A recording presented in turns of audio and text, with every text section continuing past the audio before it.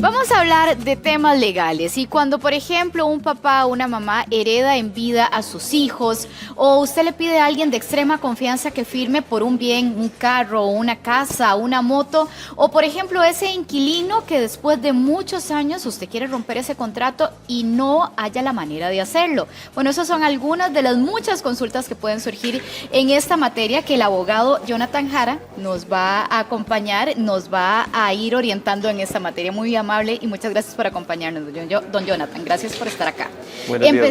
Muy buenos días. Empecemos con los bienes que los papás ponen a nombre de sus hijos. ¿Es esto conveniente?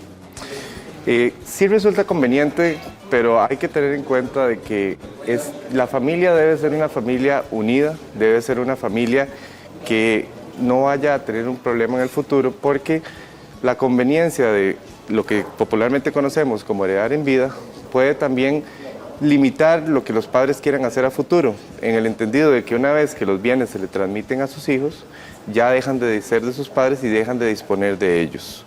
Lo importante acá es incluso que los padres, cuando hagan esta transmisión de bienes, se salvaguarden el derecho de usufructo. ¿Qué es este derecho de usufructo? Es el derecho que tendrían los padres de poder mantener el uso y el disfrute de las cosas. O sea, si los bienes son bienes habitables, poder vivir en esos bienes y a la vez, si son bienes que producen, por ejemplo, rentas, poder beneficiarse de esas rentas. Acá muchas veces lo que pasa es que los padres pues de pronto dicen necesito mis cosas de vuelta, pero ya no depende de ellos porque ya la transmisión se dio por mutua voluntad y los hijos tendrían que estar en la voluntad de entregárselos otra vez. Ahora, entonces eso no hay manera de revertirlo. No, si ya se dio un traspaso con todas las formalidades de ley. La única forma de revertirlo es volviendo a realizar otro traspaso de vuelta, pero tiene que existir voluntad de quien recibió el bien. El hijo, por ejemplo, si el hijo entrega de vuelta el bien, que de nuevo, volviendo al dicho popular, si el hijo hace gato bravo, pues no hacemos nada. Nada que hacer. Ahora, hablando más o menos en esa línea también, por ejemplo, casos muy comunes, papá de 4 hijos, fallece, uno de esos 4 hijos vivía con él, se hace gato bravo de esa casa, ¿qué pasa con los 3 hermanos que quedan por fuera de esos bienes? ¿Cómo los pueden pelear? Ok, esto es un tema de derecho sucesorio y lo primero que tendríamos que ver es si el padre dejó un testamento, porque eso es lo que nos establece las reglas del juego, eso es lo que nos dice quiénes son los herederos o legatarios. Si eventualmente el padre no dejó nada, pues nos vamos a las disposiciones del Código Civil y estos 4 hijos estarían en la misma posición. Entonces al final la ley tutela el derecho de los 4. Los otros tendrían primero, bajo una convivencia, hablar con él y decirle, pues nosotros tenemos derecho a herencia también, que esta es parte de la herencia y si no, interponer el proceso judicial correspondiente para poder acceder a ese bien como tal. Otro caso muy común, hay un lote familiar, construyo mi casa sin que esté a mi nombre, ¿qué debo hacer yo para que en un futuro no me vayan a quitar esa casita que con tanto esfuerzo construí, pero que lastimosamente el terreno es un beneficio familiar? Ok, lo principal acá es que las personas deben hacer las cosas de una manera correcta, desde un inicio. Pues eso es el supuesto principal, pero si no se da, hay que tratar de buscar la solución. ¿Por qué? Porque eventualmente esta persona que ya empezó a construir en un bien ajeno, se expone a que no se le reconozca su derecho. Tiene que eventualmente ante un conflicto lograr probar de que este bien que se construyó en una propiedad ajena fue porque hubo una negociación previa entre las partes, porque hubo un convenio, porque se dio una opción, porque hubo una tratativa. Porque si no, el bien le pertenece a la persona que titularmente lo tiene inscrito en el Registro Nacional. Si el que engorda perro ajeno pierde pan y pierde perro, dicen por ahí. Una pregunta más. ¿Qué pasa con esas personas que han vivido durante largo tiempo en una casa que no les pertenece, pero con el paso de los años empiezan a sentirla como suya? Con esta cantidad de años que la habitan, ¿podrían generar algún tipo de derecho sobre esa casa? No en un principio, porque la persona cuando está en una casa habitándola está por una situación, una naturaleza jurídica particular. Hablemos de un arrendamiento, por ejemplo, o la gente que más bien es empleada, que es un cuido de la casa. Si esta persona está bajo esta condición, pues podrán pasar muchos años que lamentablemente no va a llegar a ser dueña, porque tiene un propietario. También tenemos que partir de que hay bienes que están inscritos y bienes que no están inscritos. Los bienes que están inscritos a nivel del registro nacional y tienen una matrícula, pues estos bienes están a nombre de un propietario y así seguirán estando. Si yo tengo 30 años de alquilar, al final siempre voy a tener una relación jurídica que dice que yo soy una persona que estoy ahí, permitido por el dueño de la propiedad, y yo tengo que pagar por estar ahí. O, como le dije, en caso de un cuido, por ejemplo, esta persona va a estar ahí más bien en una situación laboral y va a recibir incluso un pago por estar ahí. No, por más de que pasen los años, no va a cambiar el ánimo por el cual la persona está en ese bien. Otra situación, por ejemplo, compro un carro o una motocicleta, el dueño de esa motocicleta o de ese bien particular tiene deudas. ¿Podrían quitarme a mí ese bien si yo ya hice la compra? Ok, esto es una situación muy común, se da mucho. Las personas tienden a traspasar los bienes de forma informal. Lo que hacen es que pagan el dinero por la compra del bien y la otra persona se lleva el bien y empieza a detentar la posesión, una motocicleta, un vehículo, y no lo inscriben a nivel del registro nacional. La ley nos dice que los bienes de naturaleza inscribible deben hacerse en escritura pública e presentarse al registro nacional. Si yo adquiero un bien, no hago el traspaso y posteriormente a quien me lo vendió le entra un embargo por una tarjeta de crédito porque no pagó el electrodoméstico, ese patrimonio en conjunto de la persona deudora puede ser embargado por un tercero. Y yo no preví la situación, entonces dejé en la esfera de esa persona patrimonial y esa persona siempre va a seguir ligada al bien, entonces lo van a poder embargar. Y otra cosa importante, a la hora de hacer un traspaso, tiene que tomarse en cuenta si dentro del estudio de registro con base en la publicidad registral ya viene con alguna anotación. Porque mucha gente no se fija en esto, van, hacen el traspaso, quizás el notario no les previno y yo compré el bien soportando un gravamen. Entonces, ¿cómo lo adquirí así? Pues tengo que hacerme cargo de esto. Ok, ¿qué pasa, por ejemplo, si yo compro un terreno, un lote? Ojalá sea un lote donde yo no lo estoy viendo siempre y mi vecino medio jugado empieza poco a poco a correr ese límite, esa cerca. ¿Cómo logro yo, verdad, parar esta situación y que se haga válido el hecho de que es mi propiedad y esa es la extensión del terreno que me corresponde? Ok, bueno, primero que todo, aquí hay varias formas de defender lo que es el derecho de posesión y el derecho de propiedad. En este caso, tendríamos que analizar primero, a través quizás de un topógrafo contratado por usted, si realmente se le está corriendo en el límite. Porque muchas veces los problemas limítrofes se dan y las personas no están en la certeza de que realmente se me metió en mi propiedad. Si fuera así, pues la ley nos prevé, hay figuras expeditas, por ejemplo los interdictos, para restituir esos linderos. Y el hecho de que se haya metido en mi propiedad y haya construido no significa que ya adquirió un derecho. Eso es lo más importante. Yo, después de lograr demostrarle a un juez de que la persona invadió mi propiedad, puedo pedir que se le derribe lo que haya construido ahí. Perfecto. Ahora, ¿qué pasa? Porque tenemos una consulta del público. Dice una señora preocupada, mi madre murió, ella hace la herencia de un bien común que es una casa para su hermano y para ella. Ahora, ¿qué pasa? El hermano vive en esa casa y no quiere dejar la casa y tampoco quiere venderla para repartir las ganancias de este bien común. ¿Qué hace ella? Si ya su mamá la heredó y dijo 50 y 50. Ok, ella tiene derecho directo sobre esa propiedad, es de ella. Y en primer lugar, de nuevo, trataría de hablar con el hermano para establecerle los límites y los derechos que ella tiene, ver si él como propietario quiere comprarla o si no, pues ella, el código nos establece, el código civil, de que nadie está obligado a vivir en copropiedad. Ella incluso puede hacer una gestión, si la propiedad lo permite, de separarla. Le digo si lo permite porque muchas veces por los planes reguladores las propiedades tienen una medida y no permite dividirla. Empecemos por ahí. Si permite dividirla, pues bien, cada quien con su propia parte, se le da un número independiente a cada uno. Y si no, tendría que ejercer las acciones para llegar a poder ella tener posesión del bien y propiedad. Tendría que iniciar un proceso judicial para que se le reconozca su derecho y un juez venga a determinar que o se vende la casa o uno le compra al otro.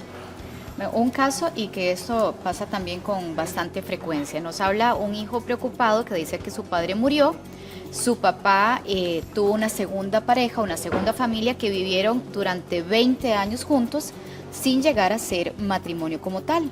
pero ahora entonces existe esa disyuntiva entre cómo se reparten los bienes entre los hijos del primer matrimonio y esta segunda relación, porque la señora que durante 20 años vivió con él dice, yo no me voy de esta casa porque esta casa me pertenece.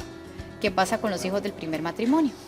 Ok, lo primero, volviendo a la respuesta anterior, es ver si el señor dejó un testamento. No dejó porque nada. no dejó nada. Ok, si no dejó nada, nos vamos a las reglas del Código Civil y estas reglas establecen en el primer apartado un orden de prelación de quienes tienen derecho a herencia.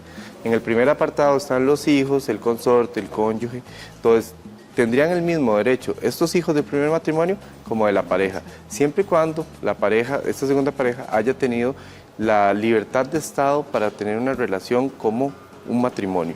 Como muchas veces las personas se separan y no se divorcian, simplemente se separan y se van a vivir con otra persona y viven 20, 30 años con otra persona y siempre siguieron ligados jurídicamente al primer matrimonio. Entonces, ahí, por más de que hayan pasado 20, 30 años, no tendría derecho a ganancialidad sobre esos bienes. No tendría derecho porque nunca tuvo la libertad de estado para ser la pareja de esta persona. Ahora tenemos otra consulta. Dice una hija que su mamá había recibido una casa en donación, ella fallece, no hay testamento de por medio, pero como fue en donación, ¿quiénes son los beneficiarios ahora que ella ya no está? Tanto el traspaso, el género es el traspaso. La especie va a definir si es compra-venta, donación, fideicomiso, eso da igual. Al final de cuentas, el titular del bien tiene que repartir su herencia entre sus herederos legales. Entonces, en este caso serían sus hijos, sus padres, que están en la misma categoría, o la pareja. Si no, vamos a las reglas del Código Civil y vamos bajando en categoría a quién le correspondería. Pero da igual si es en donación o en compraventa. Al final de cuentas es a nombre de los herederos de la persona que fallece. Consultas recurrentes. Nos dice una televidente que su padre murió, que el papá vivía con el hijo mayor de su hermano, o sea, con un sobrino, que ahora que el padre muere, este sobrino se está adueñando de todo. Entonces se queda con la casa, con la propiedad, y entonces ella dice, ¿qué herramienta tiene ella para poder pelear por su derecho? No, por supuesto que sí. Volviendo a las respuestas anteriores, ella tiene un derecho preferente sobre esta persona, porque ella va en una categoría superior, si de nuevo la persona no dejó testamento, para defender sus derechos de herencia. Por encima del sobrino, Por entonces encima siempre del están sobrino. los hijos. Sí, claro. Ok. Ahora tenemos otra consulta. Dicen, un señor tenía una finca que el hijo la administraba. El señor muere, pero la pareja de este hijo dice, esto es mío. La pareja del hijo, ni siquiera es el hijo. ¿Cómo hacemos ahí? Bueno, volvemos de nuevo a la respuesta. En el orden de prelación preferente, el hijo iría primero que la pareja del hijo. Lo que pasa es que ahí tendríamos que analizar, ya bajo una perspectiva del derecho de familia, si ellos se están separando o hubiera un divorcio, la ganancialidad que eventualmente ya podría tener en relación con los derechos que tiene el hijo. Ahora, lo que pasa es que el hijo es el que falleció. Entonces, digamos, la pareja muere y entonces la señora es la que se quiere apoderar del bien del papá, por decirlo de alguna manera, de su suegro. De su suegro. Porque el fallecido era el que administraba todos estos bienes. Ahí dependen los tiempos. Si el suegro falleció primero, pues el hijo en algún momento tuvo que haber iniciado el proceso sucesorio para reclamar sus derechos de herencia. Y si el hijo fallece en ese interín, pues ella, que es heredera de su esposo, sí tendría derecho a entrar acá a la sucesión de su esposo, que está reclamando los derechos de la sucesión de su suegro. Entonces sí es una sucesión en cadena, pero ahí sí ella sí tendría derechos. Pero sobre la parte que le correspondía a su esposo. Pues no sé si hay otros hijos o otros agravantes, digamos, en la sucesión del suegro, como para que haya más personas. No es que va a heredar, digamos, un 100% si hubiera más gente. De ahí se tendría que repartir. Sí, hay más herederos, digamos, en esta línea que usted mencionaba. Vamos con otra consulta. Un hijo preocupado nos dice, mi papá nunca me reconoció, no me puso, o sea, lo reconoció de palabra, pero nunca hizo el trámite para darle el reconocimiento de los apellidos. Él fallece pero ahora dice, ¿cómo voy a ya reclamar yo mi derecho si no tengo legalmente los apellidos de mi papá? ¿Hay alguna herramienta legal para poder, digamos, reclamar ese derecho que él tiene como hijo? Sí, sí la hay. Él tiene que iniciar un proceso ante el juzgado de familia para que se le reconozca su paternidad, su ser hijo, su filiación, perdón, ser hijo de esta persona. Sí existen los medios dentro de la normativa familiar, incluso esto es un caso no demasiado común, pero sí se da relativamente. Ok, sí puede hacerlo. Sí puede hacerlo, claro. Ahora tenemos otra consulta. Dice que la mamá tiene o tenía, porque ella fallece, un terrenito grande para 3 hermanos, que se reparte entre 3 hermanos, pero dentro de ese terreno hay una casa. Entonces, ¿cómo se hace una división que sea justa? Porque evidentemente el espacio donde está la casa tiene más valor y es el que todos quieren. ¿Cómo se hace entonces a la hora de repartir de que sea equitativo para los 3 hermanos? Ok, en principio yo puedo decidir realizar una sucesión, sea por vía notarial o por vía judicial. La vía notarial lo que me establece es que haya acuerdo de partes. La vía judicial al final, si no hay acuerdo de partes, pues me van a tener imponiendo algo, un juez, una decisión de un juez. Si no nos podemos poner de acuerdo, un juez en un proceso sucesorio judicial es el que va a determinar y va a hacer compensaciones sobre si este pedazo tiene más valor, pues se le da más cantidad de terreno al otro para compensar el valor que tiene ese más pequeñito por tener la casa.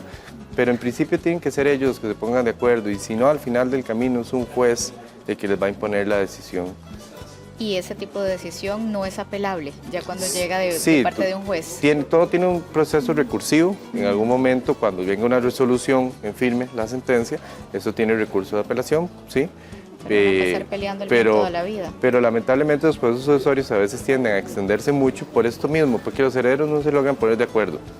Hay un debido proceso donde se van a llamar a ver quiénes son los herederos, la Junta de Herederos, y ahí se promueve una conciliación, que se pongan de acuerdo entre partes, pero si no se logra, siempre va a terminar en una resolución impuesta, un criterio impuesto por un tercero que se llama juez. Muy bien. Don Jonathan Jara, abogado, muchísimas gracias por acompañarnos y por ayudarnos en esta materia que siempre hay tanta duda al respecto. Muy amable, muchísimas gracias.